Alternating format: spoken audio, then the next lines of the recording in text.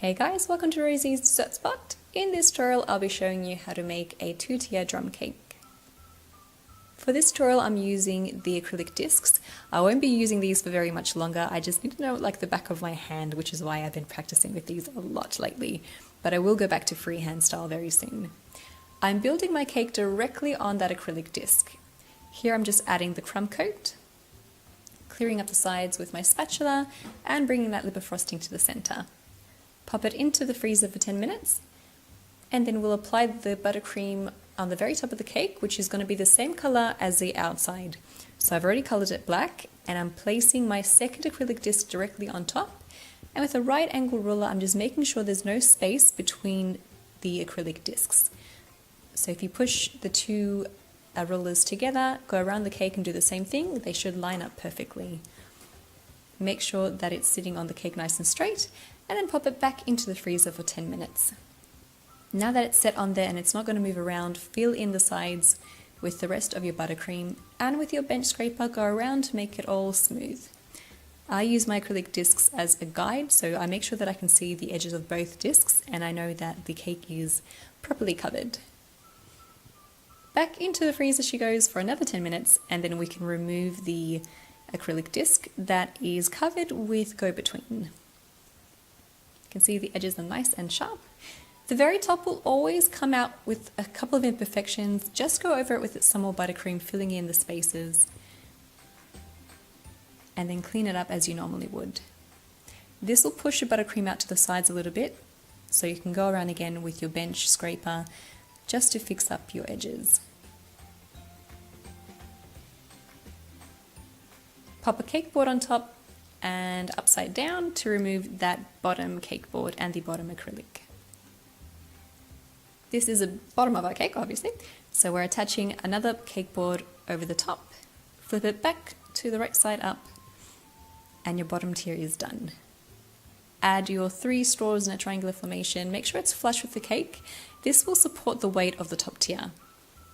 So we followed the exact same steps for the top tier, and then on top she goes, and that is a 5-inch cake, by the way. Here I have some grey fondant using a ribbon cutting tool. I'm just adding pressure to make sure that it cuts right through, and just follow that line. Roll up your fondant and attach it onto your cake using a little bit of water to help adhere it.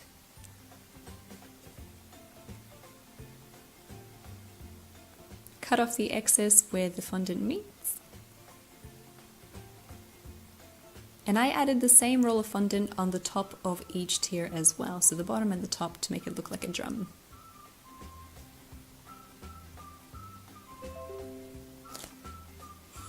Cut off the excess with your little spatula and pop it into the fridge to rest. In the meantime, I'm creating the handmade flowers using these really easy floral cutting tools.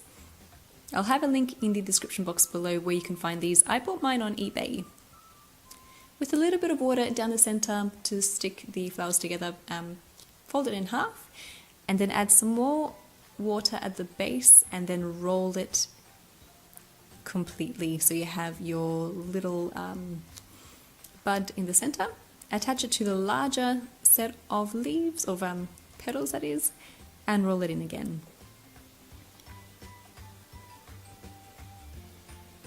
I like to fan out the petals at the end.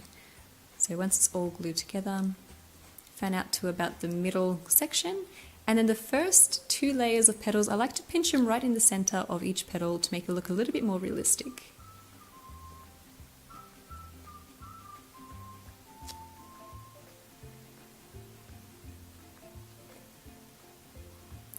Lay that to rest and then cut out some blossoms. I've used 2 different sizes here, just gluing them together with a bit of water and letting it sit in some aluminium that's been folded so it has a rounded finish. Here I've got a mold with floral centers, adding in some brown buttercream and sticking that in with a bit of water. Now I'm creating the paint to paint in those little details of fondant that we added on the cake. This is Platinum Silver by Creative Cake Decorating with a little bit of alcohol or rose water, and if you can't use alcohol, lemon juice or vinegar will work well, or lemon extract. Paint in the fondant pieces so it looks metallic, And now for the strings that go on the side of the drum. This is a fondant extruder. The little circle piece that I'm using at the very end there is the 3-circle attachment. Push out your fondant, and then what you do is you roll it in opposite directions to create that rope texture.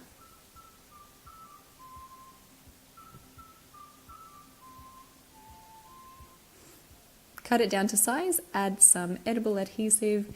I've used my Caro glucose syrup with a little bit of water to create the glue. It's a lot stronger than regular water.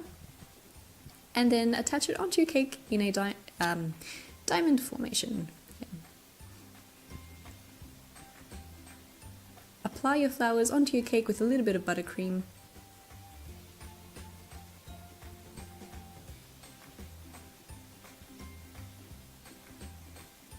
Just like so. And then I've created little flowers that I didn't let dry, and that way they're a lot more bendable, and I can pop them directly onto the cake in between the flowers where I need to hide space.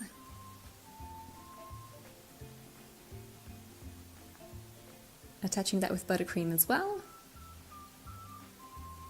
And for the very last detail, I've got some green leaves, also made out of fondant, using my green leaf fondant plunger tool to create those, and popping them on with that glue that we created before. And you're done.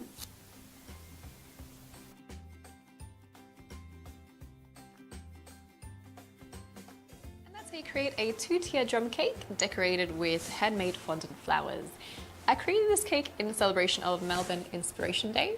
Just a quick note, I'm not being paid or sponsored to create a video for the event. I literally just think it's a beautiful cause and I wanted to spread the word. It's an event where ordinary people share their extraordinary stories, and they celebrate the resilience of the human spirit through song, so music, dance and storytelling. There'll be 4 powerful speakers present on the day giving their story. So we have Kribben Govender, we have Kamal Bell, Anthony Hines and Kerry Tucker. I love that these are real people sharing their real stories and their life experiences, and each story is going to be associated with a song that was chosen particularly because it has meaning. So if you're looking for an enjoyable night with good music, good food and good energy, this is the event for you guys. So I hope to see you all there. I will be there. So if you do see me, do say hello. And that's it. Thanks for watching this tutorial, and I will catch you guys next time or at the event. Details in the description box below, or again, just up here. Thanks again, and I'll catch you next time.